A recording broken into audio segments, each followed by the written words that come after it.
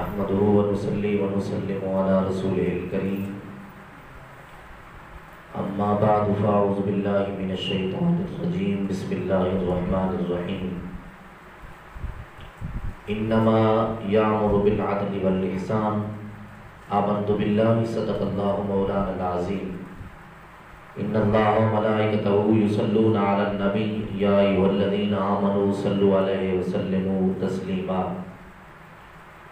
الصلاة والسلام عليك يا سيدي يا رسول الله وعلى آلك وأصحابك يا سيد المرسلين الصلاة والسلام عليك يا سيدي يا محبوب رب العالمين. خلاق عالم نے ارشاد فرمایا کہ اللہ عدل کرنے والوں کے ساتھ احسان فرماتا ہے. حضرت سیدنا عمر پاک رضی اللہ تعالی عنہ کا زمانہ تھا، آپ کا دور تھا. شام کے بادشاہ کا ایک سفیر آپ کی ملاقات کے لیے آیا تو اس نے آ کر صحابہ سے پوچھا، لوگوں سے پوچھا کہ امیر المؤمنین نے کہاں ہیں؟ تو لوگوں نے کہا ہے کہ امیر المؤمنین اس وقت مسجد میں ہیں. تو اس نے کہا ہے کہ مسجد کو بہت بڑا دربار ہوگا. آج ہمارے حکمران، آج ہمارے وزیر، آج ہمارے وزراء بھی مسجد کے اندر جاتے ہیں تو صبح اٹھتے ہیں تو اخباروں میں تصویریں لگ جاتی ہیں کہ عجیب بات ہوگی، یہ کوئی انوکھی بات ہوگی. بابا یہ کوئی انوکھی بات نہیں ہے. تصویر آ جاتی ہے کہ فلاں بادشاہ فلاں وزیر جو ہے نا مسجد کے اندر آیا ہوا ہے، اس کا مطلب ہے کہ وہ سال بعد کے اندر مسجد میں آیا ہے. تو میرے کریم آقا کے غلاموں کو جس وقت سفیر مسجد کے اندر پہنچا تو چند لوگ وہاں پر موجود تھے. تو سفیر نے پوچھا کہ امیر المؤمنین کہاں ہے؟ تو کسی نے کہا کہ ابھی ادھر تھے. تو کسی نے کہا ابھی ادھر تھے، ابھی اس آدمی کے ساتھ بات کر رہے تھے. اس نے کہا کہ یار عجیب امیر المؤمنین ہے، کبھی ادھر ہے کبھی ادھر ہے. تو ایک آدمی نے کہا ہے کہ وہ تو 2 گھنٹے سے ایک باغات میں آرام کر رہے ہیں.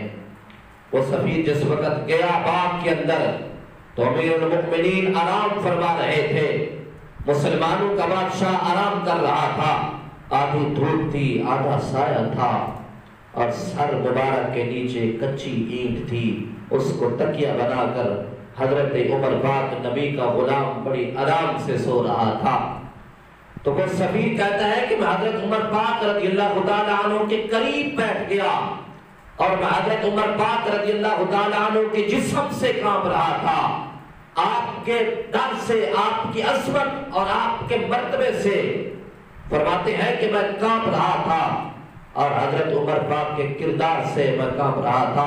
تو دل میں یہ کہہ رہا تھا کہ عمر تو انصاف کرتا ہے، تو عدل کرتا ہے، اس لیے تمہیں پتھر پر بھی نیند آ گئی ہے.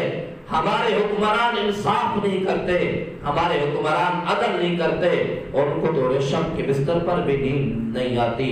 تو میرے کریم آقا صلی اللہ تعالی علیہ وسلم کے غلام ایک مرتبہ حضرت عمر پاک رضی اللہ تعالی عنہ کی حضرت علی رضی اللہ تعالی عنہ سے آمنے سامنے ملاقات ہو گئی. تو حضرت علی رضی اللہ تعالی عنہ نے فرمایا کہ اے عمر تو اپنی عدل کی وجہ سے، انصاف کی وجہ سے تیرا جسم کمزور ہو گیا ہے، تو کمزور ہو گیا ہے. حضرت عمر پاک رضی اللہ تعالی عنہ نے فرمایا کہ یا علی کیا تو ٹھیک کہہ رہا ہے کہ عمر ٹھیک ہے؟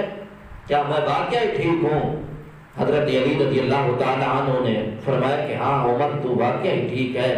یا حسنین کریمین بھی ساتھ تھے، کیا یہ گواہی دیتے ہیں میں ٹھیک ہوں؟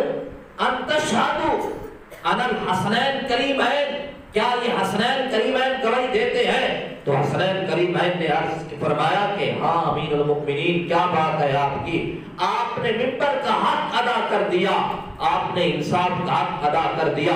تو حضرت عمر پاک رضی اللہ تعالی عنہ نے عرض کی مولا تو گواہ ہو جا، تیرے نبی کے شہزادے بھی کہہ رہے ہیں کہ عمر ٹھیک ہے. تو میرے کریم آقا صلی اللہ تعالی علیہ وسلم کے غلاموں تو حسنین کریمین نے فرمایا کہ انت العادل انت العادل. تو میرے کریم آقا صلی اللہ تعالی علیہ وسلم کے غلاموں جس وقت حضرت عمر پاک رضی اللہ تعالی عنہ کا وصال ہوا، حضرت امام جلال الدین سیوطی فرماتے ہیں کہ حضرت علی رضی اللہ تعالی عنہ اللہ کی بارگاہ میں یہ عرض کر رہے تھے اور لوگوں نے بڑی بڑی باتیں کی تو حضرت علی رضی اللہ تعالیٰ عنہ اللہ کی بارگاہ کے اندر یہ باتیں کا عرض کر رہے تھے، مولا مجھے اس طرح کے عمل کی توفیق عطا فرمانا جس طرح حضرت عمر پاک رضی اللہ تعالیٰ عنہ عمل کیا کرتے تھے۔